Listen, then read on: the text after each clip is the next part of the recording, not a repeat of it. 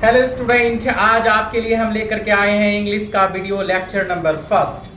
जी हाँ, education world के माध्यम से आप सीखने जा रहे हैं किस प्रकार से हम इंग्लिश में 100 में 90 प्लस क्रॉस कर सकते हैं। तो आइए हम अपने पहले लेक्चर्स में आपको बताएंगे कि इंग्लिश में literature portions, Indian civilization culture के अंदर थीम क्या है, आपको उस कहानी के अंदर में जानना क्या है और किस प्रकार की स्टोरी है और उसके पढ़ने स्टार्टिंग हम लोग कैसे कर रहे हैं, उसकी स्टार्टिंग पढ़ने के लिए उसके बारे में देखेंगे आज।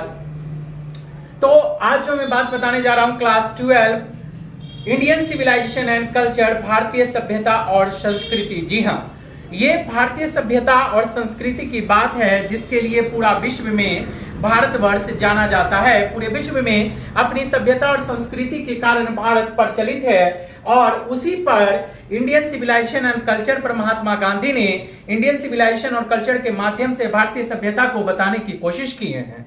लेकिन जहां एक और भारतीय सभ्यता को बेजोड़ बेहद अच्छा नहीं बेहतरीन दिखाया गया है, साबित किया गया है, वहीं इस पे कई बार कभी पश्चिमी सभ्यता को लेकर के, कभी आधुनिक सभ्यता को लेकर के, मॉडर्नाइजेशन को लेकर के कई बार एलिगेशन ब्रिटिश के द्वारा, वेस्टर्न कल्चर के द्वारा आप पे लगाया गया है। तो आप इस वीडियो में हम लोग सीखने जा रहे हैं कि जहां पे इंडियन सिविलाइजेशन को कई प्रकार से एलिगेशन किया गया है और उसके अगेंस्ट में हमारे महात्मा गांधी ने जवाब दिया है और किस प्रकार से जवाब दिया है। जी हाँ, महात्मा गांधी एक महान पुरुष थे और उनकी जीवन बहुत ही रोचक थी। उन्होंने पूरी जिंदगी, अपना संपूर्ण जिंदगी, जब उन्हें ऐसा प्रतीत हुआ कि भारत को अब भारत की पहचान तो थी ही वास्तव में, लेकिन अगर अपनी पहचान बुलंद करनी है तो भारत की पहचान को बुलंद करनी होगी। भारत के लिए हमें जीना होगा, मरना होगा, भारत को आजाद करवाना होगा। जब उन्होंने महसूस ऐसा हुआ तो वो भारतीय स्वतंत्रता आंदोलन में पूरी तरीके से अपने जीवन का योगदान दे दिए और भारत को वो एट अ लीडिंग हीरो उनको आप कह सकते हैं, एट लास्टली वो भारत को आजाद करवा के ही माने नहीं। तो आइए हम उस महान पुरुष के बारे में जानने जा रहे हैं कि इंडियन सिविलाइजेशन एंड कल्चर जो है किसके द्वारा लिखा गया है। Indian civilization and culture Mahatma Gandhi के द्वारा लिखा गया है। जी हाँ, ये क्वेश्चन पहला ही आता है कि इंडियन सिविलाइजेशन एंड कल्चर किसके द्वारा लिखा गया है, तो महात्मा गांधी के द्वारा लिखा गया है। कहता है मोहनदास करमचंद गांधी 1869 to 1948। मोहनदास करमचंद गांधी इनका पूरा नाम था, जो 1869 में इनका जन्म हुआ और 1948 में इनका देहांत हो चुका था। नहीं, देहांत हो गया, ये डेट कर चुके थे। पॉपुलरली नोन एज बापू, इन्हें प्यार से लोग बापू भी कहते थे। कई बार इस पर फिल्माया भी गया है, बापू हमारे नहीं स्वर्ग सिधारे छोड़ चले हमको नहीं। तो इस प्रकार से कई बार बापू का नाम प्रयोग किया गया है और इन्हें लोग प्यार से बापू और द फादर ऑफ नेशन, राष्ट्रीय पिता के नाम से भी इन्हें संबोधित किया गया है। द फादर ऑफ नेशन के रूप में किसे जाना जाता है, तो महात्मा गांधी को was more spiritual leader than a politician। वो एक बेहतरीन नेता थे, राजनीति करने के नहीं, वह अपने देश के उद्धार, देश की अच्छी और देश को प्रगति की ओर ले जाने के दृष्टिकोण से राजनीति करते थे। He successfully used the truth and non-violence as the chief weapons। उन्होंने अपने प्रमुख हथियार बनाए सत्य और अहिंसा को। उन्होंने किसी भी जंग को अहिंसा के साथ जीता है, सत्य के साथ जीता है। हिंसा का रूप, वायलेंस का रूप किसी भी अपने आंदोलन में उन्होंने नहीं प्रयोग किया है, हमेशा उन्होंने सत्य का सहारा लिया है।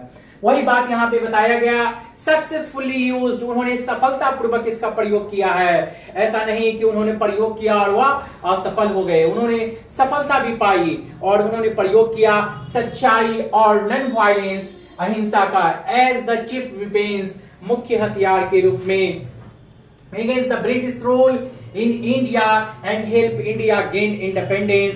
भारतीय शासक जो नियम कानून बनाए थे भारत में, ब्रिटिश शासक ने जो नियम कानून बनाए थे भारत में, उनके खिलाफ और भारत को आजाद होने में मदद किया।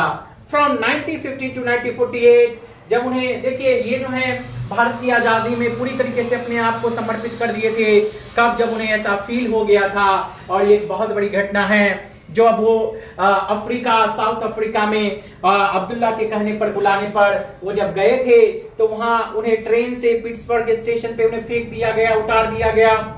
नहीं, तब उन्हें ऐसा लगा कि कहीं ना कहीं हमारे भारतीय को, हमारे भारत को थोड़ा निचली दृष्टिकोण से देखा जाता है। उस समय वो 1915 में भारत में चले आए, वापस आ गए और वापस आकर के 1948 अपने जीवनोपरांत जब तक उनका जीवन रहा पूरी तरीके से भारतीय सभ्यता और संस्कृति और भारत की आजादी के लिए वो लड़ पड़े।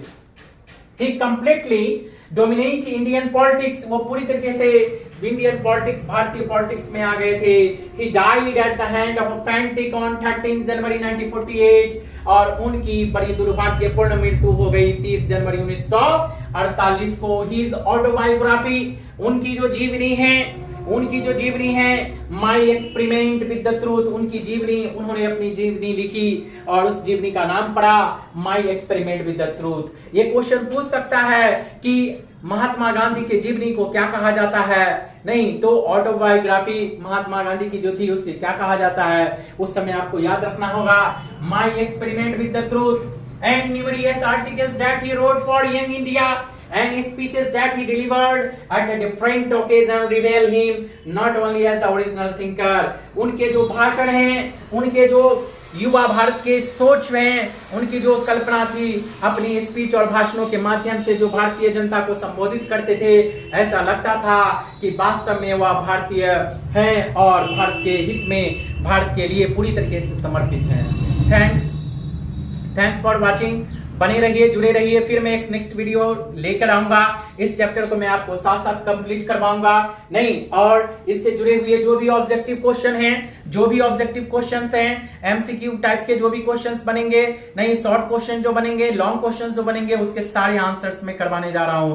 तो आप जल्द से जल्द हमारे चैनल को सब्सक्राइब करें, लाइक करें और लोगों से करवाएं ताकि आपके दिल तक हम जल्द ही जल्द पहुंच पाए। That's for